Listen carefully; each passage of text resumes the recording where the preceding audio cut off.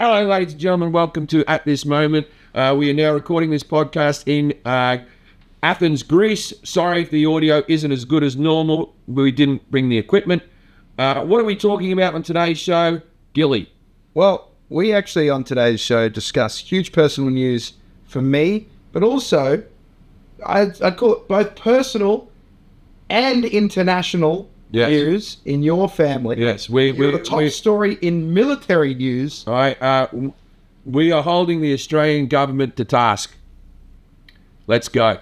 Let's go. Now, we should also do some plugs to where we're headed. Oh, okay. So we should go through that. Hey, well, I'd like to advertise. I saw the people in Britain who are listening to the show. The London gigs, one of them sold out. The other one still has tickets. Come and see me at the Hammersmith Apollo. It's always one of my favourite gigs to do in the entire world, the Hammersmith Apollo. I recorded a special there. It's one of my favourite venues on earth. For the rest of the gigs around the UK, some of them are sold out. Some of them have had extra added shows. Go to jimjefferies.com. And also, we're across Europe. If you're in Italy, we're coming up. If you're Cyprus, France, all over the place. Croatia. We're in Zagreb, Milan, Rome, Antwerp, Netherlands. We've got so many in the Netherlands. Oslo, Helsinki, Stockholm, Tallinn. We added 4 shows in the Netherlands. I think it's also very important to say this. Yes. Dublin, there is a show coming. We're just picking a time. Oh, yeah. Dublin, there's a show coming. For some reason, they're not allowed to announce it yet to release the tickets. I don't know why. It's frustrating the shit out of me as well. Well, don't get a Ryanair flight to Stockholm or something like that. Yeah. But there is going to be a show. Yeah.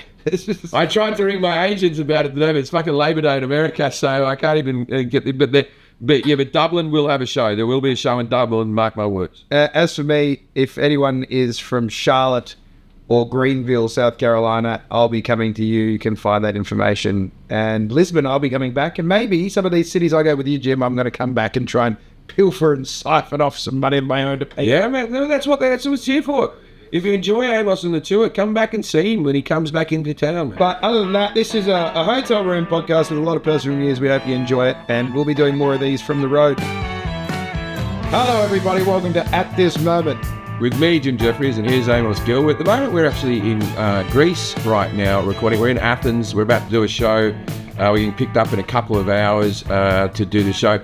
Jack had packed for me all the audio equipment you would need to do a podcast, and he put it on the table, on the dining room table, as he left that night when I was going to bed before I went to Europe, and he said, like I was a child. Spoke to me like I was a child. And with me, he said he'll definitely have it in there. I told him forcefully. Yeah, and he said, make sure you put it. I said, I'll know how to put it back. And he goes, why don't you put it in right now? And I said, I don't need to put it in. I'll walk past the coffee table in the morning. I'll put it there. And I didn't. He forgot all of our equipment. I forgot all the equipment. This is just what Amos travels around with.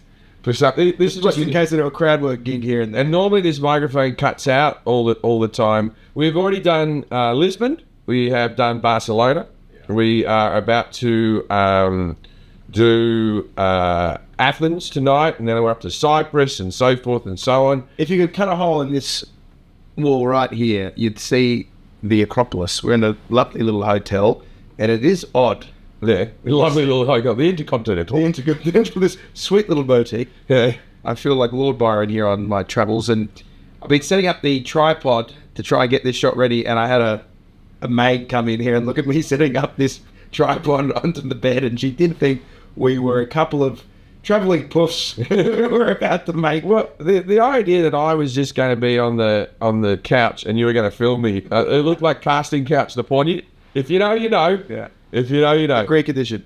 So are you a guy that's comfortable with anal, or? I am a virgin with vagina, but not with anus. Oh, great. And how much is your age? I am 18, but I have been that for 4 years. Oh, wow. He's fresh. Anyway, so we've had a lot of... I shouldn't have started like this, but we've had it... At this moment, the biggest news story happening at the moment in my life is my nephew... No. We're not following a casting couch bit and then a reference to you getting rooted on the arse here with a sad story about your nephew. No, this is... Okay, hold on. Ready? Gear change. Yeah. This is... it is sad, but it's also... things are happening. I'm very happy. So if you're in Australia right now, you'll know that all over the media in Australia, they are talking about my nephew and the inquiry that went in, and how the Liberal and the Labor government voted against the public being able to find the hearings of the inquiry. I don't know if we've spoken about this on the podcast before, but no. I'll do a brief summation. Sure. So if you haven't played along with this story with Jim, his nephew, Max Nugent, died testing aircraft in war games. Well, not testing an aircraft, but an aircraft that was completely tested. They were doing war games up in the Whitsundays in July 2 years ago. They were in formation. It was raining very heavily that day. They had these helmets on called the Night Owl helmets. The Night Owl helmets, you read everything from there. It was heavily raining. Other countries didn't fly out that day. They didn't want to actually go out. The pilots and the crew were overtired for workplace restrictions on what they should have been and should not have been doing. There was an inquiry that went on for 2 years, and then this took up most of your family's life, from what I understand. All of my brother's life. Yeah. All of my brother and my sister-in-law's life. That's yes, it took up all their life. They had to go see the inquiry up in Queensland and then in Canberra and different places, and go back and forth and lose all their holiday pay. And of course, they did it willingly. They wanted to do this. This is their son. They wanted to find out what the hearings are, and then the government left them with 5 days to make an appeal or to make a case, and 2 of those days were the weekend. They dragged it out, and then they buried it. And then what happened was... Now, when you say buried it, so they not only did they bury the story, they buried the actual helicopters. Listen, I wasn't the best lawyer, No. and I worked in criminal defence. Yeah. If I had the government come to me and I was their lawyer and I said, so what happened to the helicopters that had crashed? And they said, we buried them in the desert. Just so that no one... Well, were they completely broken, all of them? No, all of them were buried. And the Ukrainian military wanted them for free, and we said, best you just don't know where they are. We're just going to put them out. They could have given them to the Ukrainians or whatever. They just got rid of them the next day. These doesn't look good. These helicopters were meant to have 20 more years on them. There was meant to be 2 more decades of usage out of these helicopters, and now they're placing them with Black Hawks. And this isn't the US military where things just fall off a boat. No. Like, we don't have that much budget. No. This is Australia's spent a lot of billions. Yeah. Billions. So what happened is I went on Theo Vaughan's podcast, which is one of the biggest podcasts in the world. I spoke very openly about what I thought has happened, and that I believe it to be a conspiracy theory that the government was covering it up. A politician then reached out to my brother. They took it to a vote whether the Australian public should be able to hear the hearings. Yes. Hear the That's all it is, right? Is the full exposure of the information. Yeah, just whether the Australian... Like, this isn't whether we have aliens at Area 51. Just what do you know about what happened on this day? Now, there has been... Ian Wilson, who was a test pilot who tested the Night Owls previously to what happened in this accident, had said that it would end in industrial manslaughter, that when there is heavy rain, the night owl vision can invert. Like my nephew, before the accident happened, had spoken and how concerned he was about these helmets. Yes. Right? We've had a very popular radio personality and sports commentator, Ray Hadley, has come out. He is actually a friend of my brother's family. He knew Max. I've only ever met him at the funeral. Yeah. Really nice man. And he's gone out of his way to keep it in the media as well. And I'd like to thank Ray Hadley as well, because this would have all just gone away if not for me going on the Theo Boyd podcast and people like Ray Hadley. Now it has been picked up by the ABC, Channel 7, Channel 9, Channel 10, every newspaper. This isn't just like some right or left wing conspiracy theory that is going on. This is the ABC are talking about this. I loved it, that watching Ray Hadley be like, now, there has been a military disaster and it would certainly to be a cover-up. And the comedian Jefferies was, he was over there with Theo Von And you'd be thinking to yourself, and you'd be saying, what the bloody hell's this bloke, this clown, this comedian, got to do with a industrial manslaughter claim of the Australian military? He'd be right to say that. The thing is, it's his nephew. Turns out it's his beloved nephew, Max. Yeah, he's got a lovely rhythm to his voice. That you're holding to account at this point. And it's very sad to know that if you don't have a famous uncle who's able to go on the modern day Parkinson, Theo Von, this would just be left to the wayside. But now there is some momentum. If not for me going on this podcast, it never would have been taken to a vote. And those helicopters that was like chucking a bird out there with only one plane. Now I'm going to reach out to Theo directly, actually thank him for letting me talk about it. You know what I mean? Because without this podcast, none of this sort of would have happened. So it goes to a vote. So for the Americans listening, we have two major parties in Australia.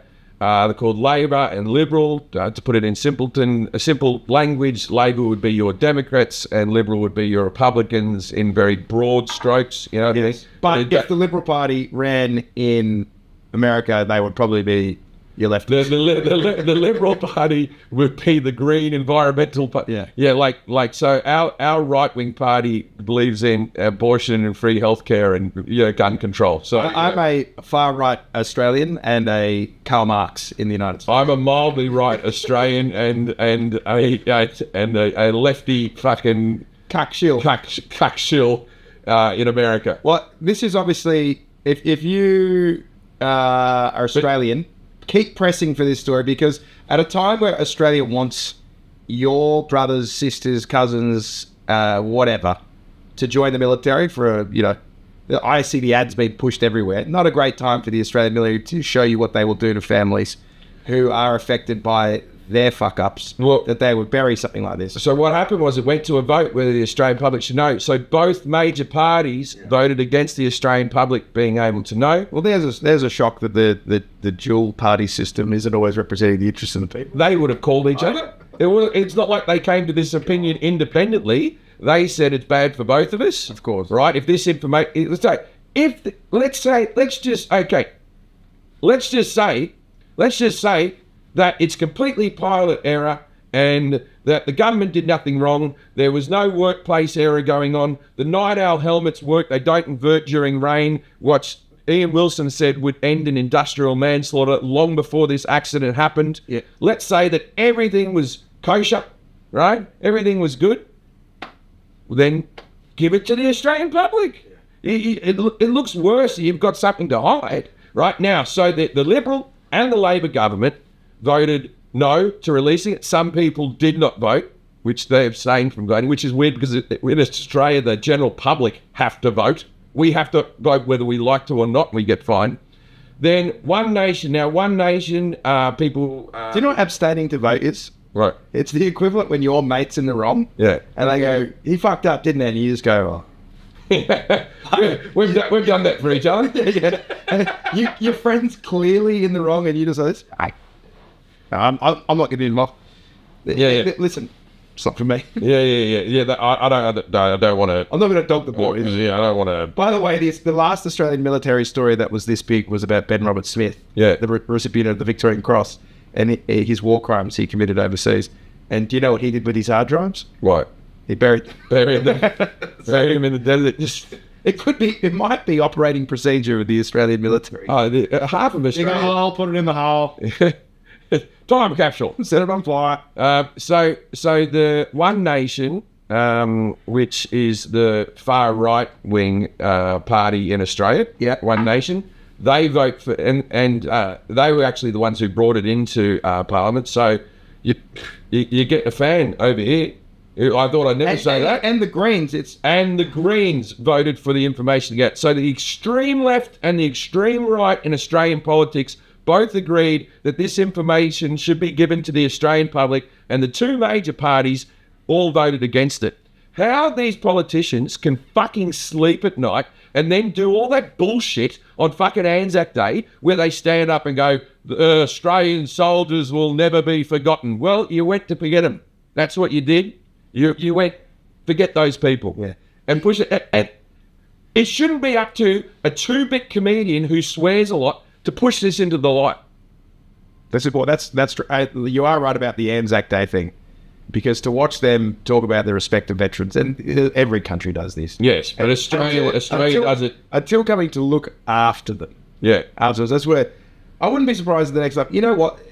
The Labor and Liberal Party, maybe the next time they pull the bugle out and they did the last post, ceremonially, why don't you bury the bugle in the ground as well? Yeah. Yeah, that's what you guys do, isn't it? you pull these things out and you put them underground. And then we'll see them once a year before we play a football game and talk about how much we respect them. But when push comes to shove and you need to pay the families what you owe them because you fucked up. Well, it's not even about money. It's not even about paying anybody anything. Well, at least the respect of the truth. Let's just have the truth. Let's just hear what the findings were, and then we'll go from there. And so now you're going to push my family into organising a civil suit. They're going to push us into having a civil suit, which we're going to have to spend money and stuff like that to actually just find the truth.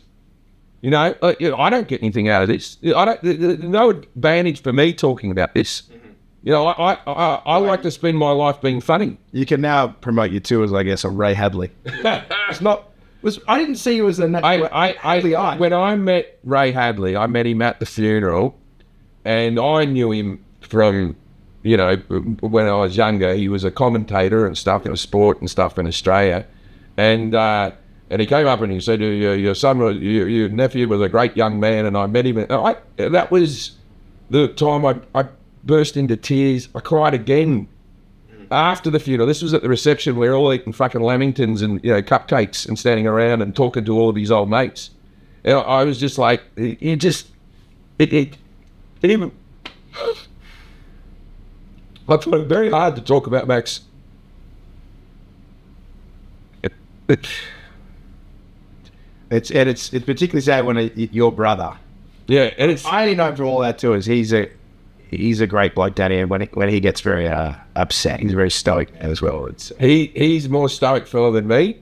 Yeah, and I've watched that break that man. Well, the thing that upsets me when I talk to Danny is he's about as patriotic. You know, he's a cop, does his service to the country, and when the country had to do their service for him, it wasn't there. And that's and when you have a day like March for the Patriots, then you go, well, how does the government treat its people under the cosh? It's not good. Yeah, I've spoken at nauseam about this. If you go to my Instagram page, I'm going to put up the clip of Ray Hadley talking on the news right now. I've put up all the politicians and the way they have voted, the ones who have voted yes, and the ones who have abstained, and the ones who have voted no. And so if one of those politicians is your politician in your local seat, then you put pressure on them. You know what I mean? Because how did Bob Catter vote? You know how Bob Catter, because foreigners. If you know who Bob Catter is, he's our politician with a big crazy hat, who talks about how gay people should be able to get married. Let every blossom bloom. But I don't want to waste any time on it because every year 10 people are taken in northern Queensland by a crocodile. He's famous again this week, Jim. You saw that, what I said, you didn't know? Yeah, famous. I'll punch you in the mouth. I punch blokes in the mouth for less. So I also want to talk about Jackie Lambie.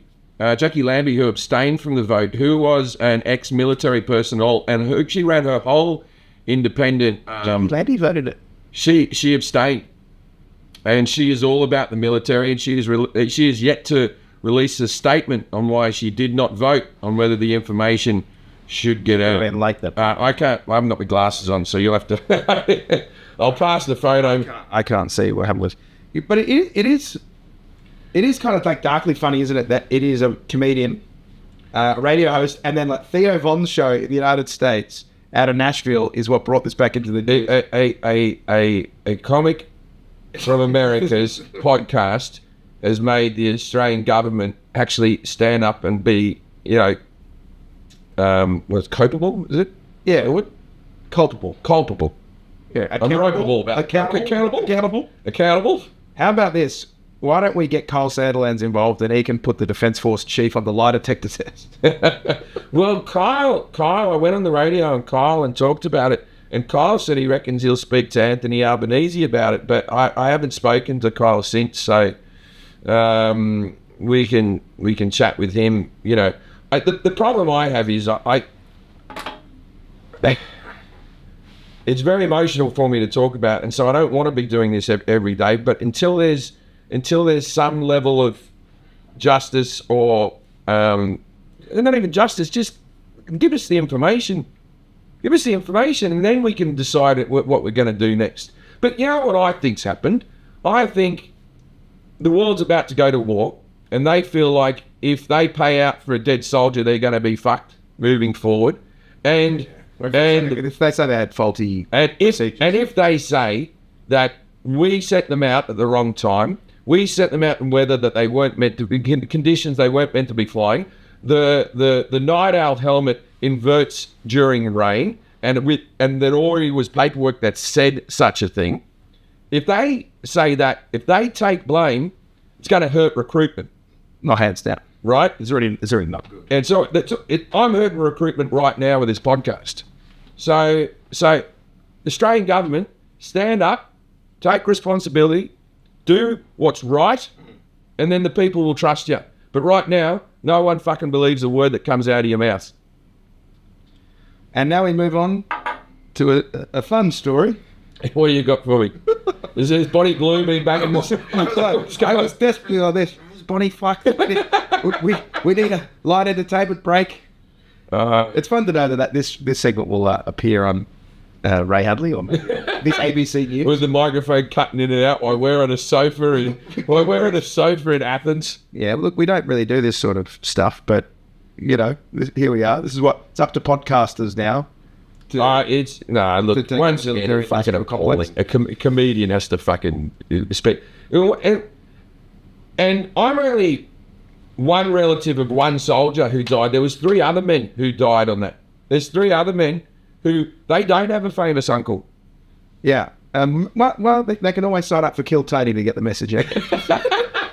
Yeah, they don't have a Tony, I don't have any jokes, but I've just got to tell you, Anthony Albanese. Yeah. You've let this... I tell you what, hey, Australian government, don't you dare kill one of Larry Emder's relatives. You'll be fucked.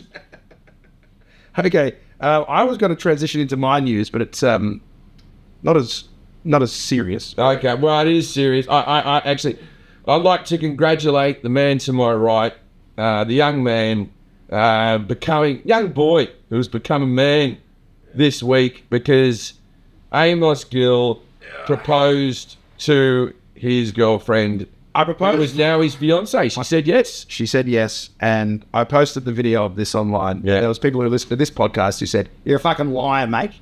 You said you weren't going to propose and you were sick of her company." And I said that was a bit of comedy because we'd been on a vacation with each other. But I did propose to her in Lisbon. It's like when I got abused for giving up drinking. You once said on a special you'd never give up drinking. You're way funnier when you said you hate sluts and you can't be around women. And now I find out you're marrying one. Yeah, now I find you're happily married, you fucking fuck. So this is what I did, by the way. Yeah. When we recorded the last podcast, I was in a hotel. I remember she was in bed next to me. Yeah. And I was talking a lot about how it sucks to travel with women and sure. Because this process began when 4 months ago now, when I asked her dad if I can marry her. Yeah. And he said, and I quote, "How long will you remain a clown?" Because he doesn't really believe that I'll financially take care of her. Yeah. That was a blessing. And then you sprayed him with a flower out of your butt. I took my red nose off and I said, "Well, I do have a law degree and I can return to that." But the reason I did ask her that is my girlfriend pushed me into it. Yeah. So we're at the family house and she goes, "Dad's over there, you know, now will be the time. I know we've got a European trip coming up in the books." Yeah. So like, nice bit of scenery to do it. So my thing was, she knows this is coming, and I was like, there's going to be some surprise. So I made a bit of a mistake at the beginning of this trip when we went to Lagos together, which was, I was like, I'm going to be a massive cunt to her so that she doesn't think it's going to happen here. That was a plot line in Friends. Was it? Yeah. I've never seen Friends. When Chandler... No, I think this is a thing that people do. Yeah. It's relatable, right? Yeah. So Chandler wanted to get engaged to Monica, And then, so he started saying, I'm never getting married. I don't believe in marriage. Marriage is the worst, right? To surprise her. And then she went off with her ex-boyfriend because if she doesn't want to marry, it's like, so it backfired on him. Yeah, well, I mean... Anyway, this is my fun way of telling you I slept with her. It was that night she wasn't up. I didn't account for it for 4 hours. So I didn't give her a good fuck. At least I know this... someone who doesn't have herpes, right? Not today. Not today. So what happened was I'd be there and I'd be like, God, you're annoying. Oh, God, you're not getting a ring out of me with this kind of behavior, taking this long to get to dinner. Every time we'd go somewhere, I was a little bit... And she was like, you're being a real asshole this trip. She goes, you've made clear that you're not going to propose to me, okay? And I'm fine with it. I'm a little pissed off. That's what I thought we were doing here. So I started to be like, good, we're going to be okay. We got this. We got this. I've ruined the vacation. Mission accomplished. Yeah. We can barely speak to each other at breakfast. Yeah, oh, good. Romance. Pure romance. Yeah. I would take her to the top of a bluff overlooking the cliffs of Lagos. And I would go... Do your shoelaces up. Yeah, I would do gags like that. I go, imagine if I had a ring. Imagine if I did it here. It would have been nice, but it's not going to happen. And it won't because you're annoying. So then I go, fuck, I'm going to do it in Lisbon. Now, I was going to get her a proper ring, but my friend Sam's father passed away and he was my jeweler, so I didn't have one. So, well, that must have been hard for you. Hard on you. Hard on me. And did you say that to Sam? as I said, Why, fuck, Sam. God, Sam, you fuck, Sam, selfish. Fuck. And Now I don't have a jeweler, helicopter pilot, I'm missing everything. so I needed to get something. Yeah. So I went on Swarovski. What's Swarovski? You know Swarovski? It's like Oh, the crystals. the crystals. Yeah. And I know she likes... I thought it was Swarovski. Probably, I don't know. Yeah. Swarovski, whatever. I know she likes Swarovski. And so I was like, I'm going to get her a temporary ring. Yeah. So I got my friend Andre de Freitas, Portuguese comedian. I said, you pick up this ring, you leave it for me at the hotel. Yeah. It's 139 euros. Yeah, I know, Andre. There'd be a good chance that you would have been left with some magic beans with a note that this is even better.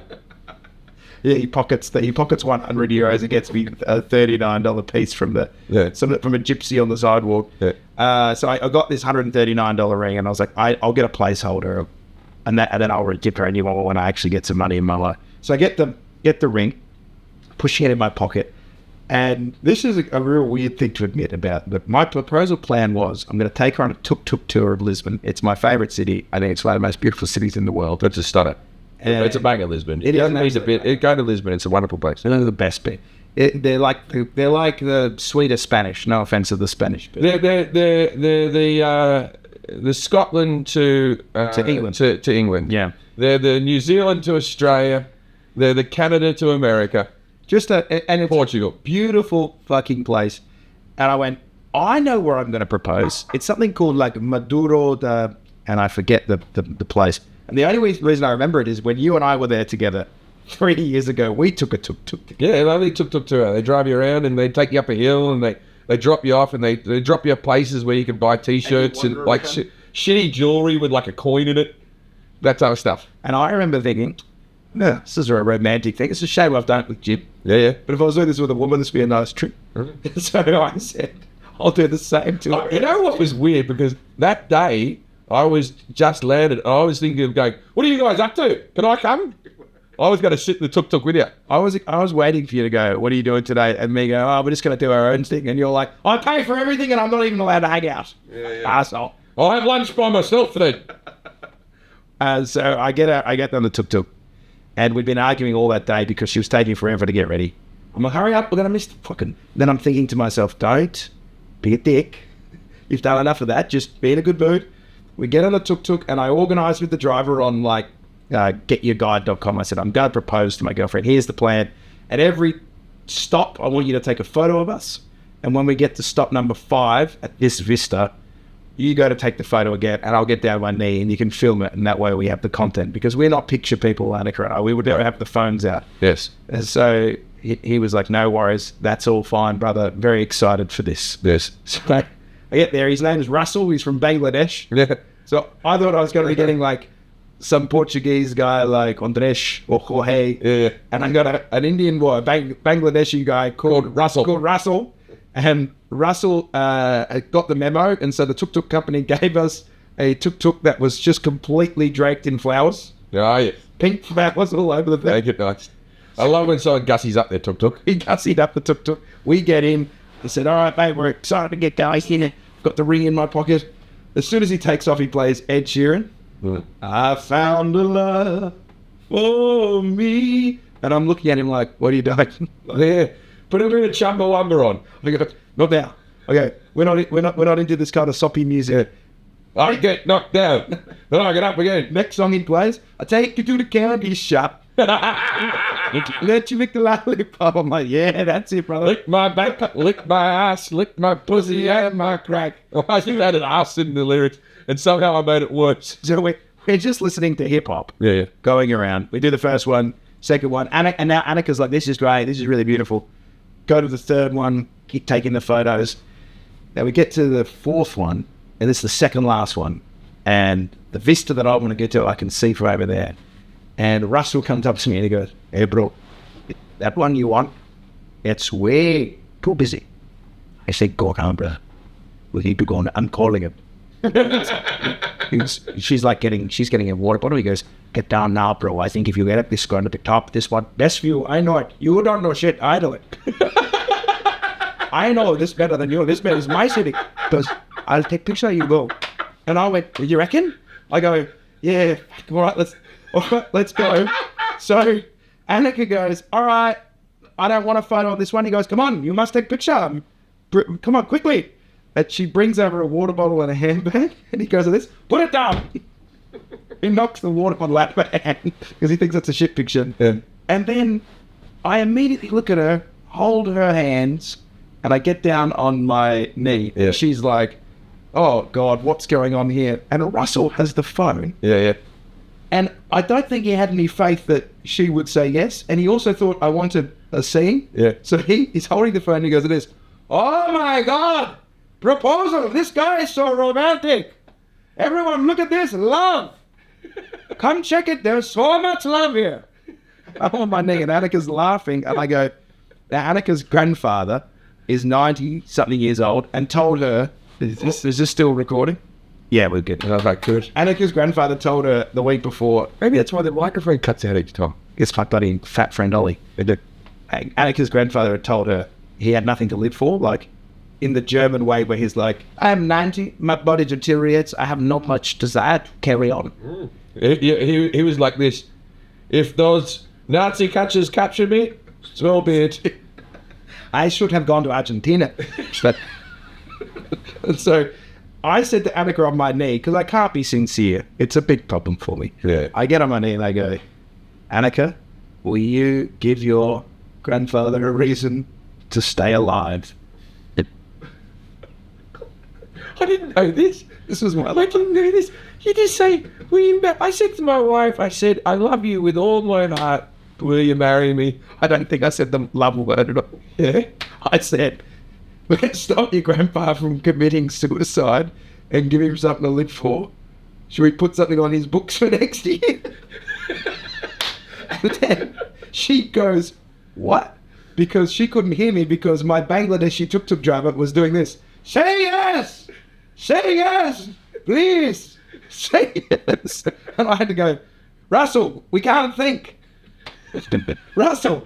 I said, will you marry me? And she goes, yes, yes, yes. We do a quick kiss. And he goes, oh my God! This is so beautiful! Right. What was the song you got? Because I saw we should put the footage up. Yeah, And him say, I will put it on the Instagram. yeah, say yes, say yes. Because I've seen the footage of this. This is very accurate what you're saying. This is a documentary. Well, I put it into the family group chat. But when you got back in the tuk-tuk, what song did you get then? What was the next one? It went back to the first one he started with. Yeah. I found a girl. And Ed Sheeran. was she all lumped up and looking at the ring, or was she just still laughing? Because I know Annika, I feel like she would have found the whole thing very funny. She said to me, I'm so happy you did it here because there was 12 people and the last stop was 500 people and African guys selling bracelets. When I proposed to Tazy, it was the middle of COVID, I said to her, because we can just do it around the valley, just around LA, right? And so I was like, so I Airbnb'd a house in Newport, which strangely my manager lived really close to, because he came over afterwards and bought champagne, right? And so I thought, this is the nearest beach. I need a sunset. It was all about sunsets, right? Did you have was it sunsetting? I missed it by an hour. Bloody fucking Russell. I waited to the next stop where I planned. So the sun was setting and like that. And I said, let's go for a walk. And we went for a walk along the beach, and I had the ring in my pocket. And I remember my hands were shaking, so I kept my hands in my pockets. I wasn't even holding her hand. I was walking along like I was going to break up with her. Right? I'm like, I was fucking shitting. You shit yourself. And you know they're going to say yes. Like, my wife had already told me the shape of ring she wanted. Yeah. Right? I'd already spoken to her friend and shown her the ring. You know they're going to say yes. Is it still recording? Yeah, still recording. Right. So if anyone doesn't know Newport is like Orange County. It's a little bit more, say, right wing than LA is. It's an hour drive out of LA.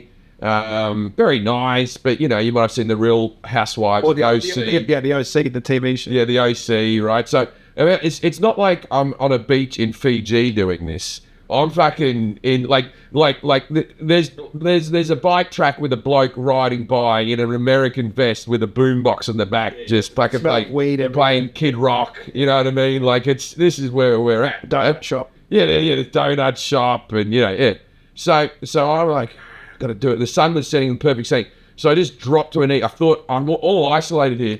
I didn't look behind me, because behind me was about 16 teenagers drinking a slab of beer on the beach. Like, when you're kids and you just get a slab of beer and you go to the park and you just go for it. Yeah. And they're just like, oh, dude, yeah, man. Dude, you're getting late. Yeah, oh, that's brilliant. Congratulations. You got little surf grommets. Yeah, I had surf grommets getting leathered in the afternoon during COVID. And by the way, who weren't following COVID fucking quarantine, like the 6 feet rule at all. None of them were wearing masks. Oh, there he is. Yeah, he looks. So I got a photo with him. You won't be able to see this. We'll put it up. This is the man Russell. Yeah.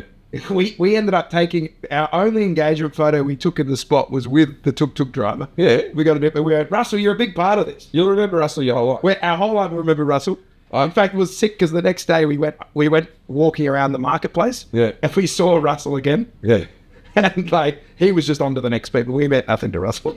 We were like this, Russell! And he's just like, oh, hey, I don't think he got to remember. Oh, he didn't have the net. He had enough tours going on. I think I've told this story before, because my mother told me the story of how my father proposed to my mother. Yeah. Out the front of the Vatican. So they've just left the Vatican. They've seen Michelangelo's, Sistine Chapel. Yes. Right? They've seen they've seen great art, right? And then they sat out they were sitting in the gutter out the front, counting how many dollars they had to buy something or whatever. They're poor, right? And my dad went, we've been traveling around a bit together, haven't we? So we could keep doing things like this and just be married. It was along the lines of that. There was no good thing. Yeah, we just should keep hanging out together. I found the thing. Right? Ready? Yeah. Oh no, it's gonna play for your thing. But I'll just say it, because so my father doesn't remember the proposal. He doesn't remember proposing, and my mother goes, in the gutter. We were both seated in the gutter out the front of the Sistine Chapel. And my dad went, Sistine Chapel. He goes, the Vatican, Gary, the Vatican. The Vatican. And he goes, it had that restaurant over the road that sold the thin pizzas. That's how he remembers it. He's just seen Papal pizza. Michelangelo's masterpiece, and he remembers the thin Neapolitan pizzas. The tomatoes had so much bloody flavour. Yeah, that's how he can't remember his proposal.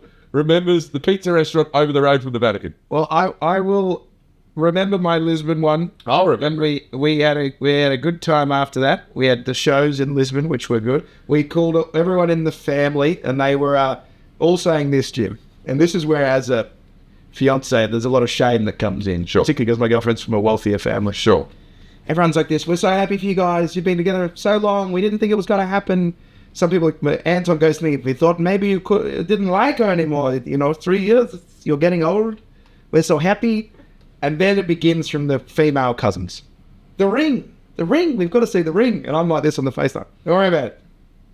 Don't worry about the ring. How are you replacing the ring? The ring's 100. As I said, it's 139 euros. Yeah, but that's only because you had to pay 100 times for the claw to come and get it. You know what I mean? These things happen. If you got it the first time, you could have got it for a bargain.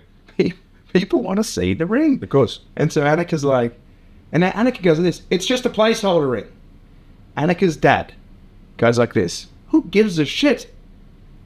Just gives that one. That one is the one with all the emotion. A ring is a ring. 139, 20,000, 5,000. This is the most special.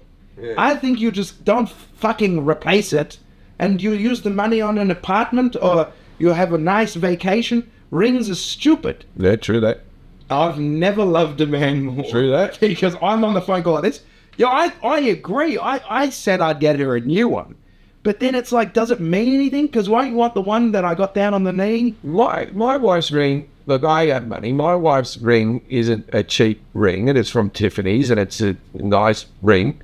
And I told her, I could have gone a bit bigger, right? But each time you spend an extra 10 grand, the ring was, to the naked eye, wasn't that much bigger, right? And if you want to go from Tiffany's or Cartier or something, if I spent the money I spent on Tiffany's at some, my wife's big thing, not a blood diamond, not a blood diamond, not a blood diamond, right? So if I went down to the diamond district or something like that, I could have gotten her a monster. But I remember people, look, this was one of the compliments of my wife's ring. My mother-in-law said, oh, it's a lovely ring, it's a lovely size. It's not too small, it's not too big. It would look garish if it was any bigger, like that, right? And I was like, yeah. I think women want garish. They want the. Did you see Cristiano Ronaldo's ring from last week? Not everyone knows this, but I am friends with Lisa Vanderpump. Yes. Lisa Vanderpump wears diamonds that you could live in. Like these are monsters. Yeah. These are. But we're not we're not in the economic climate to be doing that. And as I said to Annika, because we've got other news about where I'm living. And you ring in a big city, and with the way that the economy's going, everyone's like this. Don't wear your watch out. People are coming to steal watches. People snatch your watch off you. Yeah. Don't wear your watch out. I know women who are 4'11", who are walking around with a fucking tennis ball of a diamond on their fucking finger, and you want to steal my watch? People are telling 6'4" blokes no Rolex in London. Every single girl doesn't seem to be perturbed about having a massive time. I don't want to give the criminals an idea. I don't want to give them an idea. But it would help the blokes out. But if you knocked a few off. But you can drive by with a machete and fucking make a killing. I would love a snatch and grab group that helped the boys out by going after a few big rocks here and there. A few guys with machetes and balaclavas who go up to a girl and go, oh, that's modest, you can kick that. Yeah, if you start stealing the really big rings so the women don't want them, that would be an assisted. I'm actually thinking we should do a Jesse Smollett type thing. But we actually set this up. I would pay for someone to actually mug my girlfriend. Yeah, if someone could mug Annika for the $100 ring. I go, imagine it, you'd be dead if it was the real one. She's like, I'll go with a piece of string. I got too much trauma. I can't have any jewelry on me. No, my wife only wears the ring if we're getting an Uber to and from an event. Right, we're going in and out of something. Otherwise, she doesn't walk around with it or anything like that. But I know girls, as I said, I know 5'1", 5'2" girls who are walking around with fucking big rocks. Nothing. And as I said, I've been told in this tour, countries where I can wear my Rolex and where I can't. And this Rolex here is a $10,000 Rolex. It's not the most expensive Rolex, not the worst. It's a nice Rolex, right? But it's not a $50,000 diamond fucking pure gold one or anything like that. And everyone who has spoken to me on this tour, wouldn't leave your hotel in that.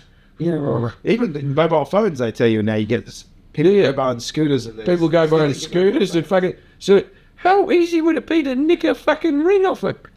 Well, again, let's put that out there. Okay, so now Protect yourself. now there's another case. So you have to have a ring, right? Well, I guess so. Yeah. Right. For when I get married, I don't get an engagement ring. You don't get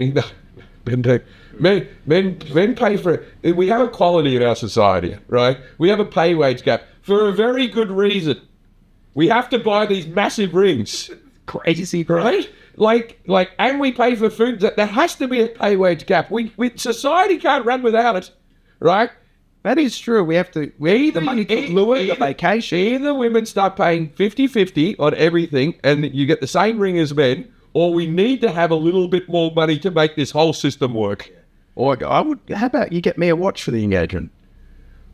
What about that? Women get a diamond ring and men get a watch that says, "As time passes, I love you more," or something. Yeah, engraved in the bottom. You go, so you can't lock it off. For everywhere. Yeah. So you can't sell it to someone. Because men like watches, women like rings. Women should buy men watches. This is a thing that drives me. There is no stronger substance on the world like diamonds. It's the strong. Diamonds cut other things. Yes. Diamonds are the strongest thing in the world, yet women don't want second-hand ones. Like, are you fucking kidding me? Or the lab-grown ones. They want it to be pulled up by an African child with an AK-47. Literally, diamonds are forever. You better buy me a new one. I don't want someone's old one. And always, they don't want anything inherited from fucking... Okay, so I had at one stage a girlfriend when I was in my 20s, and my mother said, you can have my grandmother's ring, and had that very little tiny thing like that. That was going to be my move. I think that's a smart one, because you say, oh, my grandmother, but you have to say, she escaped the Holocaust. Yeah, but also this woman wasn't renowned as a fun, nice lady. You know, like, it wasn't. But I remember, so my brother was getting married, and my sister-in-law, this is his current wife, and she won't mind me saying this because she's quite... My sister-in-law loves fashion, loves clothes, loves name brand clothes. She that's her. Other people have drug habits like cigarettes, like drinking, whatever. She likes clothes. She likes to buy clothes, right? So her wedding dress, I imagine for her, was an important, as for most women, but very important. She likes style, she likes fashion, right? Was very important. My mother, who is even just the bone structure, even if she was thin, was a wide human being, right? Like, she was a solid person, right? She says to Claire, my sister-in-law, oh, you could have my wedding dress. I think it would look wonderful on you. Now, that's the biggest insult you can give. One's at Claire's like this. Jesus Christ, it looks like a fitted sheet. You'd have to get it tailored. You'd have to get it tailored in a bit. But you could wear... There's a solid day's work. Yeah, but isn't that the most awkward conversation with your mother-in-law ever? That, no, I don't want your wedding dress from 1968, right? Well, that's surely reasonable. Yeah. And it had that... My mother was a smoker. It had a lovely yellow tinge on one corner where she blew out the side of her mouth. You know what I mean? Like... I can't imagine it was a good frock. Oh, no. It had frills. Frills in it. There wasn't any shoulders showing or anything. There was frills going down and embroidery in the shoulder. It looks like a giant christening dress. Yeah. Those ones the kids have. I had a christening. Did you have a christening dress? Yes, of course. Yeah, I did. Yeah. There's photos of me in a dress, and so babies all wear christening. It wasn't dress. too dissimilar to what I'm wearing. Yeah, mine would look like a little wedding dress. And my parents, I got christened. So if you die as a baby, you don't go to hell. That's why you get a day. I wonder why the priests get into the little kids. Oh, easy access. They're literally putting water on their forehead while they wear like a little frilly dress. Yeah. A little wedding. Yeah, if the boys have to wear dresses, the little baby girls should have to wear tuxedos. If all things are even. So I've got a fiance. Okay, so now we have. She's into saying that now. My fiance. I didn't enjoy saying my fiance because it felt a little bit temporary. Yeah. My fiance. But I love saying my wife. And my wife. It must be very hard to not say my wife. Everybody who, when you get married, because you know what? Saying my wife gets you out of trouble. If you say to somebody, and girlfriends, you definitely can't do this to girlfriends, hey, can you come do this gig? If someone asked me to do a gig while I'm on holiday or something like that, if I go, I have to check with my girlfriend, and then you, what? Yeah, then they're like, What? I even have to check with my fiance. What? You're a bitch. Like this? You go, the wife won't let me. not just my, it's the wife. The wife. The chick with The wife went there. And I even say it to my wife now. I go, blame me. She goes, oh, there's some problem. I have to talk to the nanny about something. Blame me. Just say my husband's upset. I try and do that now a lot, and Annika leans over the phone and goes, I'm fine with it, he's lazy. Yeah, no, you don't want that. Yeah, but having a wife, you get out of, and then like having a baby, and that's another level. You don't ever have to leave your house if you have a baby. So that now I have to think of that. It's probably a couple of years away from me if my semen ever works. Well, Here's my other news. I've got to tell you other news. Well, I know there's other news, but this is what I'll say about the baby. There's never a right time. Never. No. You're never going to have your finances perfectly where you want them to be. You're never going to have your career perfectly. Oh no, I want to have the child so I start focusing. I want my children as a... We know people who are less successful than you who have kids, and they do it, right?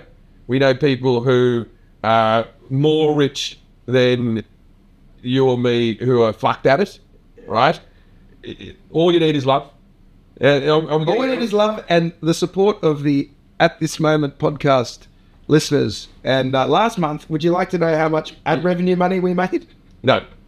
You ready for this? Right.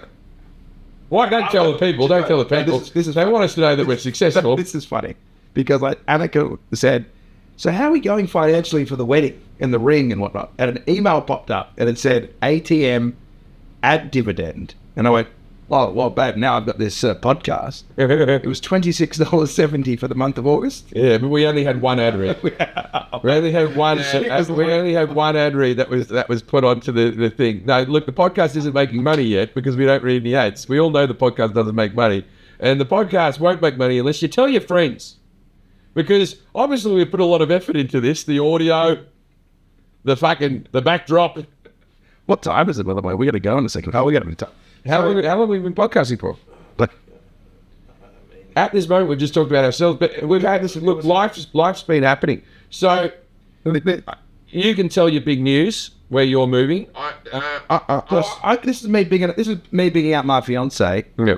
She got a job she got a dream job for her. She works in television production in as assistants and. She used to work at the Jimmy Kimmel Show. She worked at the Jimmy Kimmel Show. So my girlfriend has for a while been trying to get Saturday Night Live, and the day before I proposed to her, she got the job. So we are moving to New York in 2 weeks. I say we. You and I are going to be in Europe for the next month, and as she says, you're sipping on cocktails and eating pain au chocolat, and I'll be moving us into a new apartment. Couldn't be better. You are traveling around earning money. Like you're going to make money out of this too. You're making money out of this too.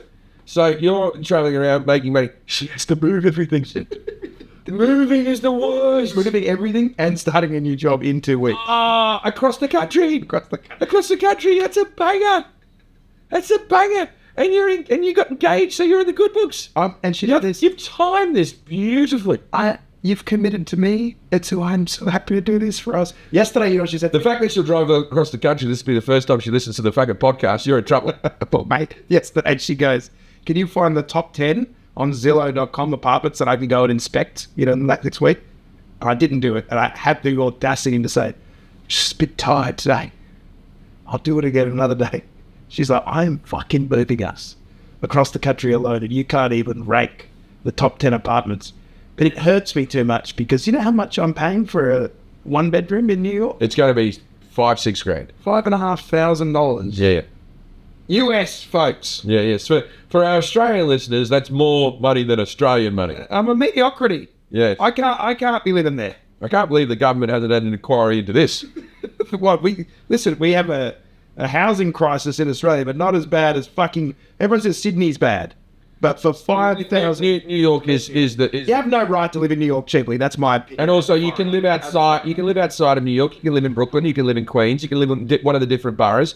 You want to live in Manhattan. She wants to walk to 30 Rock to work. That has been her dream. Yeah. That has been her dream to get up, get a coffee, walk to fucking 30 Rock. Morning lawn. Yeah, with like a beanie and a scarf around the neck, going, let's look at some Trump impersonations, right? right? Let's look at some Trump impersonators. Yeah, that's what they do. Who's doing Trump today? The Trump guy, because everyone got fired off SNL. The Trump guy's still there, right? They did it. Yeah, he's still there. He's great. He's James Austin. James Austin, whatever. I've never met him. Bowser's back and he's bigger than ever. He's a great impersonator. He's a very funny man. He's a funny man. So shout outs to my fiance. She got the dream job. I'm going to be living in New York. We're going to continue. He'll be down the cellar. I mean, I'll be one of those boys down the cellar. That Comedy still doing comedy the New York style. Unlike you, fucking LA celebrity, big time. When I do New York, when I do the Beacon next year, I'm giving you the gig. Local high. I'm giving you the gig local high. You don't have to pay for the flights. Get in. Philadelphia, Boston. I'm a day tripper now. I'm going to be my East Coast guy. Oh, that's how I'll map everything out. Oh, well, that's actually worked out really good for me. So for a while there, you were worried because you no more babysitter for you. Because all my comics always hated travelling over to the East Coast. And the comics I'm friends with on the East Coast aren't support acts. You know, there's Sam Morrell, Mike Norton, they're a bit like this, they're not support acts, right? So having you there, a support act. See? He found a way to undermine me even in our big... yeah. It's not going to be easy to pay that rent. I have people everywhere. No, it's. I'm really excited for New York because LA never. This is quite a sad thing to admit. I said this to you yesterday. Other than you and Forrest, so I obviously see you a lot. Forrest is probably one of my best friends. We talk every day on the phone, but we don't actually see each other because LA stinks for communicating. There's an hour everywhere. I said to Annika, the crazy thing is we pack up our apartment, we move. I have no one to say goodbye to. It never gelled with me. Well, I love LA. I like the sunshine. Well, you're a success. And I like driving. And I like having a swimming pool, and I like things like that, right? I don't like the cold. I don't like snow. I didn't grow up with it. It's not my thing. Yeah, but it's also the only place you can get pizza. I don't know if I'm going to tell you this. I'm going to miss you. So there will be someone that misses you. And you know who else is going to miss you? My wife's going to miss you. And I told Hank, and he was fucking bummed. He loves you and Annika. He adores Annika. And like the couple of times that you guys have actually babysat, he like fucking, yeah. But he's getting too old for that anyway. It won't miss me. Soon he's going to be the baby. That's what I mean. He has to step up. Yeah. Because your other son, Charlie, doesn't like me anymore. It's funny. Jim's son, Charlie, loved me. He doesn't love me at the moment. Yeah. He tells me every now and then. Like, I FaceTimed him this morning, which is his afternoon, right? No, my afternoon, his morning.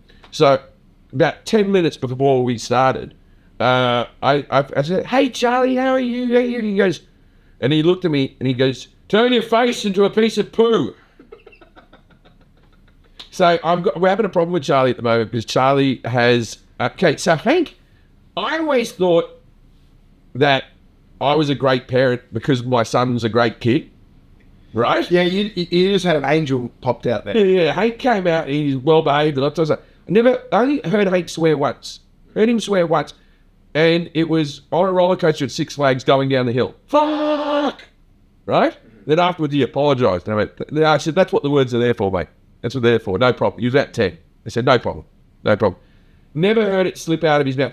The 4-year-old, so I just swear around the house. This kid's got family printed. He fucking picks up a pillow the other day, and he puts it down next to me like this, and he goes, fucking pillows. Right? And I'm like... He's already angry at inanimate objects. Oh, yeah, because he knows that I'm like... Because I always sit on the couch, I go, why is there so many fucking pillows here? Right? Because my wife, there's tons of pillows, and this is how many pillows you need too. Right? Yeah. It's like, fucking pillows, get me out of the bloody way. Right? And he went, fucking pillows? And I went, oh no, this is going to be my fault. Right? He puts his bottle of milk down. I've had an absolute cunt of a day. And so then he said, fucking this. And so we thought, oh, we'll ignore it. And then I said, hey, you're not allowed to say those words. And he was so confused. His little face was so confused. Just, why am I not allowed to say the words like this, right? He's so confused, right? And then, you know, because I swear all the time, right? Of course. And we said, you're not allowed to swear. Don't swear. Those are bad words. I don't want to hear you swearing, okay? And then his mum told him off, you're not allowed to swear. Swearing's bad. Don't be swearing like this, right? And then 10 minutes later, I'm cooking or something, and I'm going, where's this fucking pan? I forget everything. Where is this fucking thing? What's this fucking thing doing like this, right? And he goes up to his mother and he goes, Dad just said fuck. And I'm like, all right. So my house is going to have to become a crumpet, things like that. Into a swear jar. Yep. We've brought in a swear jar. So we've brought in a swear jar. And actually, Hank brought the swear jar down because it was in his bedroom from when he was a child. And he has the jar. He goes, I've got the jar down. And he brought the jar down. And I have to pay $1 every time I swear, $1 into the swear jar. So my kid's got a Ferrari. I will say that He owns the house now. your house is the one where we all swear in there when we visit. Yeah. I've got other friends where I call my mate James and he's got 3 kids and he puts me on speaker and I'll be like, God, that guy's a piece of shit. I hate that bloke. And he's like, mate, kids. And he hangs up on me. Right. You've never been that. That's why James McCann's the greatest Australian comic that's ever lived.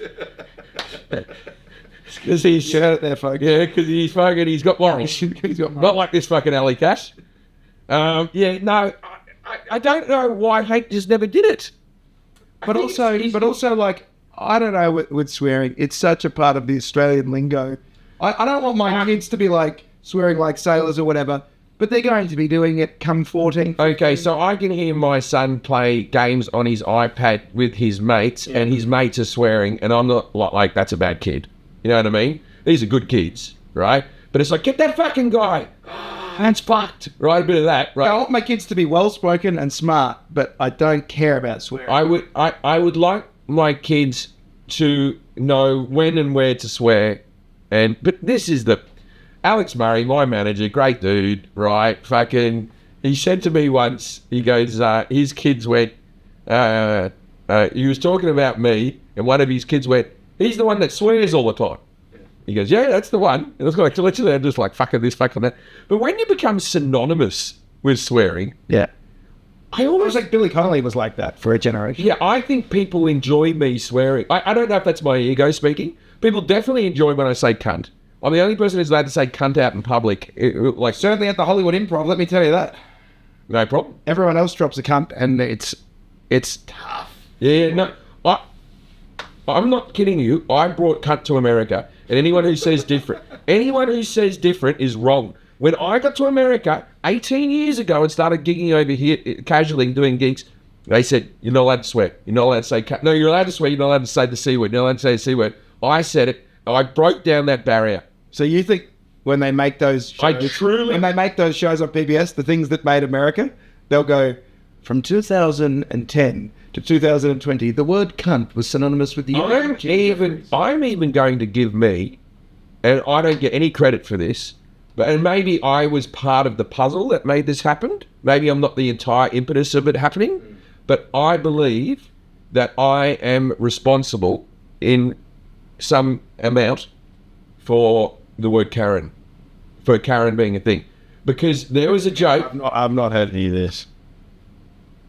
Go back to one of my specials. Yes. 8 years before Karen became a thing, right?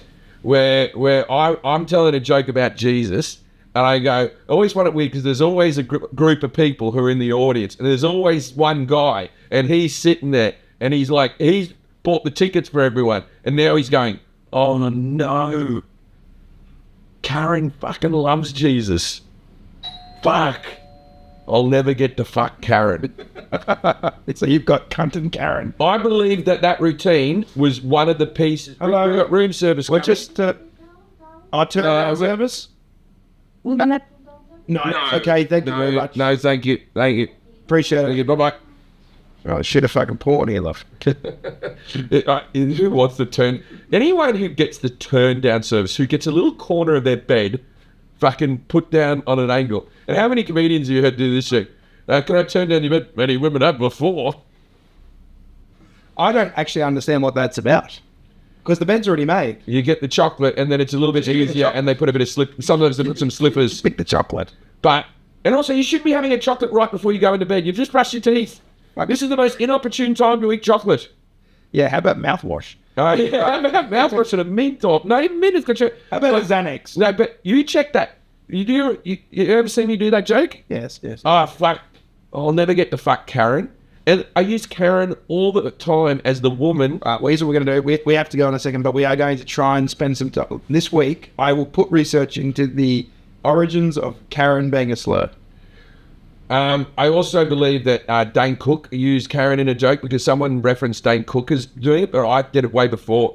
Oh, you're not the first guy to say Dane. No, but it's, I'm not saying it's a joke. It's just Karen became a thing in the zeitgeist as the name, and I was one of the people who contributed to putting Karen as the name into the zeitgeist that made Karen Karen. Well, I'll make sure that's on your headstone. But I am fully responsible for cunt. Partially responsible for Karen. Love it, mate. And I want an inquisition with the Australian government right now. I want to find the hearings on this. Like, every immigrant group out there is desperate to say like what they brought to a country. I brought cunt to America. 100% I brought cunt to America. It was HBO gave me a cunt light. They said you were not to say cunt for 15 minutes because ratings go in 15-minute blocks. We want you to have retention. We want the audience to like you. It was HBO. You could say whatever you want. We want the audience to like you. So do not say cunt until 15 minutes. And at the back of my light, on my first American special, a light flashed up and I said, Art Panda's a bunch of cunts. I did not say it before then. Yes. I brought cunt to America. Well, but you're welcome. You're welcome. And great work. Thank you. And now, speaking of cunts, we should do a news story. We'll whip through a couple of news stories. It doesn't always have to be at this moment. What's happening? It's at this moment in our lives. I know, but I just want to show you. What my nephew dying wasn't a news story for you. Fucking hell, jeez, you fuck. Happened a while ago. I was trying to be Tom Cruise. Yeah, but it's in the news. So Theo Von already covered this. Okay, all right, yeah. Jeez, I hope this podcast recorded. And that this audio actually works. This is just a catch up for you and I before the kick. But that's recording as well, right? Let's see. I've got the audio. Yeah. Yeah. No, look at that. Is that recording when I talk? Is things happening on the thing? Yeah. We're all good. It's not going to be a great recording. Look, just to wrap it up. Australian government do better. Congratulations, Amos and Annika. Good night.